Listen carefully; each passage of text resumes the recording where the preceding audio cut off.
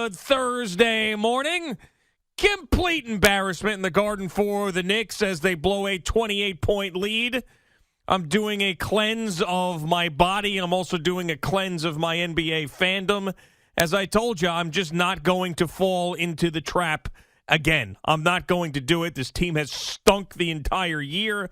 Even when they're up, I'm thinking that they're not going to win the game. They're going nowhere. They are a joke.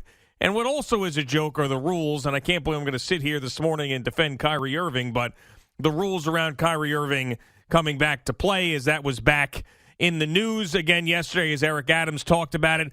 Basketball in New York is weird, Boomer, and we're going to talk about it amongst other things on this fine Thursday. Good morning. How are you? Yeah, I'm all right, and I do still watch the Knicks, and God bless you. The thing about it is you only have to watch the last 5 minutes. Because that's like every other NBA game. Well, I know, but in the case of the Knicks, it's they're playing great, man. And by the way, R.J. Barrett hasn't played since he hurt his ankle when he was put back late into a game that didn't matter. Mm-hmm. And they were getting blown out. That's if you right. Remember that? Yeah, of course. So that gets thrown into the mix as well. But I don't know what to tell you. Like, they can't shoot late in games. They can't handle the ball late in games. And then the opposing teams, OKC did this to the Knicks. These rookies come out of nowhere. Like Cam Thomas comes out of nowhere last night, and all of a sudden goes off in the fourth quarter, late in the game, and you're like, "What? Is anybody covering him?" I'll tell you why. Because he cares more. He's got something to play for. So the Knicks, who are going to go on the All-Star break now, this is their last game before the break, are up 28 and decided to put the feet up and mail it in. That's what happened. They're like, they saw the horizon. They saw the break on the horizon. And it ended up being a feet-up day for them. And then that's exactly what happened. Then Cam Thomas is a guy who's got some pride. And of course, he does what he does in the fourth quarter to the Knicks. So, it's a joke. Here's what happened. They're a joke. Last year, towards the end of the season for the New York Rangers, they had played all the bad teams and they had gotten themselves into a playoff position. And I'll never forget, I go to a Garden game, and, there weren't many people at the Garden last year at all. And I went to the game, and Jim Dolan was there, and he was sitting right in the front row watching the team, and there's nobody around him, because there was nobody at the Garden. There's just a handful of people allowed in the Garden to watch these games. So, and we had just lost to the Philadelphia Flyers. And I believe, if I go back and I look at the schedule, what happened is, the game before, 2 games before, was against the Islanders, and Matt Martin knocked out Jacob Trouba. Oh, yep. And then, they shut out the Rangers again later on. And it was just, I could tell by Jim Dolan's, body language, he was ticked off. Like, he was pissed what he was watching on the ice. And I knew something was going to happen. I felt like somebody's getting fired, whether the coach is getting fired. I didn't necessarily know that they would clean house entirely. President, GM, and coach. And they did. He wiped everybody out. That's right. That kind of performance on the ice is totally unacceptable for what we are trying to do here, what we are trying to build here. Now, most of the time, he stays out of hockey situations. Maybe that's why the Rangers have had a modicum of success over the years. But you feel like that happened last night at the Garden? Like last night. If Jim Dolan, I don't know if he was at the game last night. I'm thinking if he's at that game last night, and he's watching Kevin Durant do his thing with the fans. And if I were Kevin Durant, I'd be doing the same thing. Sure, why not? I'm sure that the fans were all over him. Why not, Claude? Right, exactly. He should be calling him out. So anyway, I'm thinking to myself, now, it's not Thibodeau. I really don't think, it's not the coach. He's got to be in the conversation. But the point is, it's the people who build the team. Yeah. The people who make the decisions to bring a Fournier and a Kemba Walker here. But he got the best at everybody last year, and then this year it's like a semblance of themselves. But what did? They added Fournier and Kemba Walker, and what did that do? Now, I know that having Derrick Rose hurt really has hurt this basketball team significantly, especially late in games. Well, it definitely exposed them to as who they really are. They haven't Quickly was playing great in the fourth quarter last night. He made some, he did his patented little jump shots in the lane, and he was getting in the lane and doing all those things.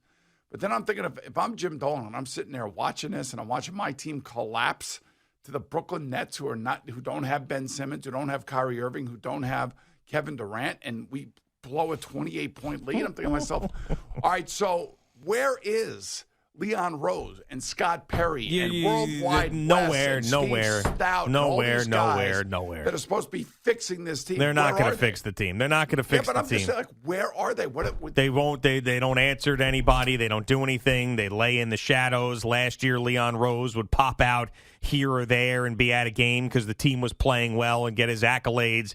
He is behind the curtains now doing nothing as they flounder to be one of the worst teams in the league. You know how hard it is to be worse than the Nets last night? To be more embarrassing than what the Nets have gone through in the last couple of weeks? How hard that was to do, and somehow they pulled that off, blowing a 28-point lead.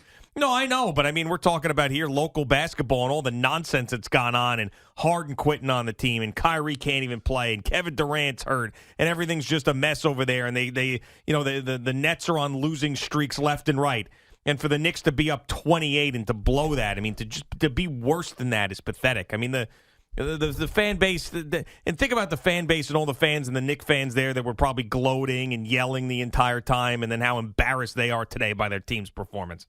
I mean, it's just it's pathetic, and there's no sign of life. Tell me the sign of life. What's going to happen? I mean, are they going to somehow magically end up in the lottery and then find that superstar that has eluded them for the better part of 30 years? Is that going to happen? Is all of a sudden that young free agent, not the over-the-hill free agent superstar, going to decide to sign with the Knicks? Because that doesn't even exist in this upcoming free agent class. Is someone going to force themselves out like Donovan Mitchell out of Utah and then want to come here to where is the sign of life on the horizon for the franchise? And you ask what Leon Rose is doing, there's nothing he can do. Nothing, because they're never going to be any good because they're just NBA purgatory material every single year. Even last year, same thing with the 4 seed. They got their doors blown off. NBA purgatory. I'd rather be a bottom feeder and then try to get in the draft and then hopefully you luck out and get someone like John Morant. I'd rather be that than this, whatever this is. I don't even know what this is. And then and what makes this even worse is, like I said, no Durant, no Irving, and no Simmons. I can't even believe I'm saying Simmons in that trio because it's been Harden for the last year and a half. But the thing is like reading about all the Harden stuff and the crap that he was pulling while he was here and the things that he was allowed to get away with. I mean, they play a game in San Antonio. Instead of traveling with the team to the next spot, where does he go? He goes to Houston and goes to party. Mm-hmm. I think the team was going to Denver. Instead of going to Denver, where does he go? He goes to Vegas to party. To party. And then all you hear from the Harden camp is, well, he's got to get a championship. He's already got a championship. It's called the championship of partying. Because he's always partying and he's always going out and doing something. And, like, how committed is he really, truly ever when it comes to any of these teams? No, he's not, of course. And then you watch some of the, if you're a Net fan and you watch some of the displays of defense that he pretended to play, it's insulting. It's like it's a completely insulting thing. And Kevin Durant was insulted. Kevin Durant was insulted with his conditioning, his level of commitment, his lack of accountability. And then, I guess Harden somewhere along the line said that he couldn't believe like all the things that Kyrie Irving was getting away with and how he was enabled and how the franchise wasn't holding him accountable. Mm-hmm. And meanwhile, this guy comes in here and basically lays a ginormous egg on the franchise. It's like when you read some of this stuff, I went back and looked at all this stuff yesterday. I was shocked. I was shocked just how insulting like James Harden's time here was. Yeah, and it's almost like commonplace. I mean, it's NBA commonplace these days. How about Harden left the team after a win in San Antonio so he could go party in Houston. Yeah. He then met up with the Nets 2 days later in Minnesota where he struggled in that loss and didn't do anything. Yeah, I remember at a tough night shooting. Harden was scratched from a few games when he was on the court. The effort was minimal and never more than his final game with Brooklyn.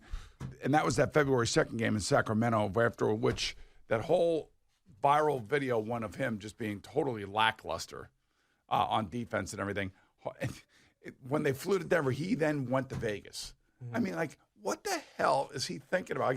Does he realize, like, a team is like everybody committing to one common goal? Do you ever see, like... I've never heard of anything so asinine in all my life to allow a guy just to go and do whatever he wants, whenever he wants, and then just show up and pound the basketball and show no effort whatsoever. Yeah, I'm trying to think of the best analogy with it. I mean, I guess I would say because the immature nature in which James Harden is acting with is sort of like, you look maybe at a child in a classroom, and you see a child in the classroom doing whatever he wants to do, and he's not listening to anybody, he's not participating, he's hitting other students, he's doing whatever, and you think to yourself, where does that start? I'll tell you where it starts. It starts at home with the parents. Where did this start with James Harden? It started in Houston with Daryl Morey, who allowed him to do whatever he wanted to do, put it in his contract that he didn't need to fly with the team, and he could just have free reign. And then when he got to Brooklyn and things were a little bit different, he started to take a little bit of piece of here, take a piece there, and try to get everything he wanted back like he had in Houston. And then all of a sudden, shockingly, who does he end up back with? Daryl Morey, because Daryl Morey's going to let him do whatever the hell he wants. So any Sixer fan out there that's so excited about James Harden being a member of the Sixers, the only reason James Harden wanted to get there was because he could do whatever the hell he wants with no punishment. You think he really cares about winning a championship? The guy makes over $50 million or more a year with endorsements, can fly around the country, not travel with the team, party any night he wants. Doesn't matter. He doesn't care about winning a championship. That doesn't mean a damn thing to him. The only thing he wanted was Daryl Morey. That's it. He wanted his daddy. That's what it was. The guy who allowed him to do whatever he wanted. It's unbelievable. And the excuses and the fact that, he came here to Brooklyn, and because Kevin Durant got hurt and Kyrie Irving couldn't play, the vaccine status and all that stuff, it was too hard on him. He had to do too much of the lifting. It is just such an insult to anybody who's ever played a team sport. Realizing, there are superstars, and superstars do get treated differently, and I understand all of that. But he has taken this to a level of absurdity, to the point where now, even in his camp, now it's all about him winning a championship because, his career is coming towards an end. How much money? He doesn't care. Money are the Philadelphia 76ers going to dump into his bank account over the next 5 years? Right, and you know what? He's every bit of that I know he earned with his talent. He does not care about winning a championship. Why would you pay a guy like that? Doesn't mean a thing to him. Why would you pay a guy like that? Why would anybody put up with that crap? If you look back, all right, so really the question is, why would Daryl Morey? I mean, Daryl Morey and the Rockets had a good run there. Not a great run, of course, because they would always run into a better team in the West, and mainly the Golden State Warriors at the time. But he made the Houston Rockets relevant. I mean, they had a great run down there. They were winning games. He was an MVP. He was everything. I mean, they just had a lot of fun together and had success together. So, that was Daryl Morey's ticket to keeping his job for as long as he did before things went south, and then getting another job. Well, things went south because he took on the NBA and China. Right, of course, yeah. And so just like James Harden needs Daryl Morey needs a superstar like James Harden. So that's why he puts up with it. But, I mean, it's just the extreme example of putting up with that type of nonsense because the talent level is where it is. Yeah, but it's the privilege, I would think, of playing in the NBA and making $45 million a year would mean that you would actually have to show up and show some effort for the people that are buying your tickets, your jerseys, supporting you, supporting your team. I mean, that's the thing that really completely lost sense of reality. Me. The league has completely lost any sense of reality when you're in that upper echelon, when you are the $45 million a year player. It's just you completely lost. But Kevin Durant wants to play. I've never heard anything negative around Kevin Durant in regards to anything like this. Yeah. And when Kevin is healthy, he wants to play. Sure. Again, LeBron wants to play. I understand. There are guys that, Giannis wants to play. I also think that, LeBron also wanted to go out to L.A. towards the end of his career because he wanted to make movies and stuff. And but I would say, if there's a guy that, deserves to do what he wants, I would say it would be LeBron. Oh, yeah, all the championships. He is a worldwide, global superstar on the NBA basketball court. Mm-hmm. And, he's won championships. He's moved around. He went back to Cleveland to win a championship. When you think about what he's done in all three different spots, so they're struggling this year, whatever. But I don't have a problem with that because when he's playing, he doesn't dog it. You know, and what I didn't like about a little bit earlier in his career, maybe it was towards the middle of his career, is where they would sit him down when they were going on the road because people in that city were buying tickets specifically to watch him play, and then he would be getting that night off thing. Right, the whole load management stuff. That's the stuff I didn't like, but I don't necessarily know that was really him as much as it was, the league and the way the league was trying to protect some of its superstars, from playing 82 games and all this other stuff. But I don't know. This James Harden thing is just so insulting. We're all insulted. I'm insulted by the Knicks' performance. I'm insulted by James Harden. I'm insulted by all of it. We're just sitting here getting insulted by New York basketball. Now you mentioned that Mayor Eric Adams. Yeah, and we're going to have to save that coming up.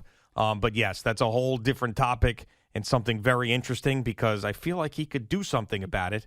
And he sits there and he talks about how he doesn't understand it and it doesn't make sense, but then he's not going to do anything about it. So that will be coming up in just a little bit, including Jerry Recco, who is now the play-by-play voice of the hottest team in the Big Ten when it comes to college basketball, Rutgers. So we'll get to him, his update. Yeah, that's right. 4 straight wins against ranked opponents. And that place was on fire last night, Jersey Mike's Arena. New Jersey Sportscaster of the Year, by the way. Damn right. Boomer and Gio on the Fan and CBS Sports Network. Boomer's got something for you. Come right back.